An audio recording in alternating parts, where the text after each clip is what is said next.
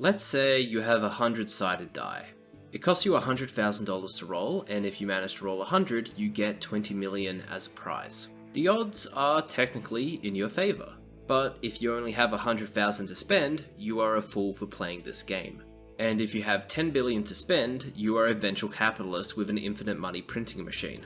Indie GameDev is a lighter version of the venture capitalist dice game, but the principles remain the same. The cost of creating a game requires a lot of time and potentially money. No matter who you are, you have to roll the die and deal with the outcome. You can heavily rig the die in your favor, but for the most part, your best chance at succeeding at this dice game is to roll the die as many times as you can. The reason why I don't like it when people quit their jobs to pursue game dev is because it limits how many chances they have to make a viable game. A timer is put on your savings, and while this does free up 40 hours a week, plus transit in your life, you have to think about how much time this actually gives you over a decade. If you have grinded employment for 8 years to save enough money for 2 years of active development, you have freed up around 4,320 hours to do game dev. That's a lot of hours. If you had instead gone down to working a 4-day-a-week schedule, over a decade you would have managed to free up 4,320 hours for game dev. The exact same amount of time. But there is a difference because our productivity is not linear. According to a study, people that worked 20 hours a week were 2 times more productive per hour than those who worked 35 or 60 hours a week.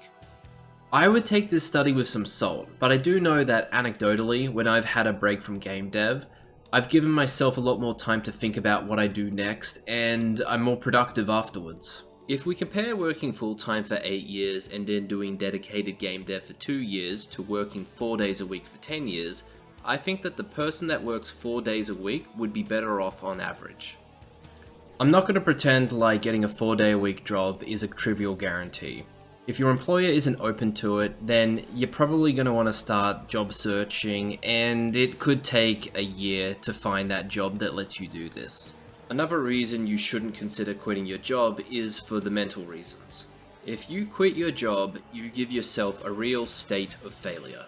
If you finish a game while working a full-time job that flops, you're actually closer to your life goal of becoming a full-time game dev, assuming that the failure doesn't bruise your ego. You become significantly more interesting to other people. This could be potential customers, teammates, and employers. All of this just gives you momentum to work on your next project. You are objectively better off having released this game. If you quit your job and finish a game that fails, you get all of the good stuff above, but you've also just lost your savings, 2 years of regular career progression, and you now have to spend the next couple of years stabilizing again. By all accounts, you have gone backwards in life for the same benefits of not quitting your job. Are you really in a better place to succeed next time?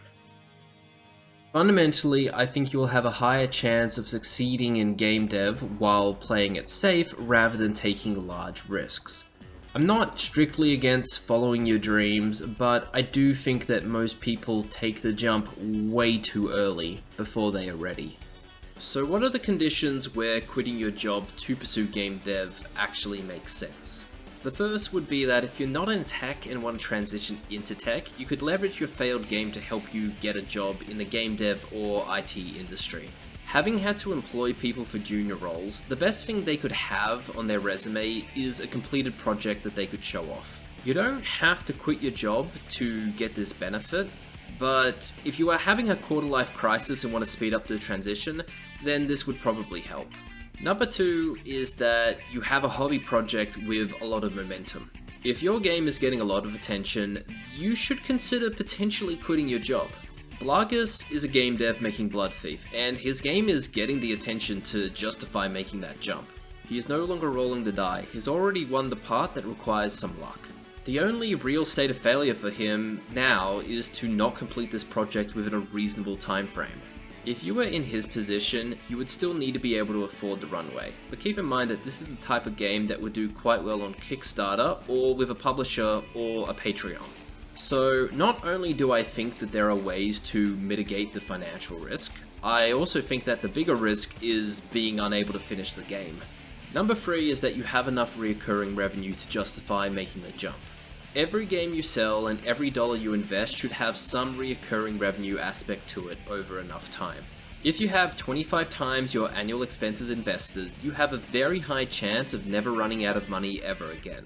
If you have a game that sells in small amounts over a year, that gets you closer to meeting your yearly expenses. With enough releases, you may eventually reach the point where your games don't need to be super successful in order to sustain your cost of living. I think for most people, the correct choice is 2 with 3 as a backup plan. But there is also 4, which is just to reduce your hours at work. Game dev does not have to be all or nothing. The best way to think about this isn't to focus on what gives you the highest chance of succeeding in 2 years. It should be what gives you the highest chance to succeed over a decade or 2. There is no objectively right answer when it comes to pursuing game dev, but there are objectively wrong answers. If you are considering pursuing game dev as a full-time gig, I'd like you to think long and hard about why you need to pursue it in the short term. You may have good reasons, but I've met a lot of people who have made this jump, and I don't think they had good reasons. Stability is very underrated for success.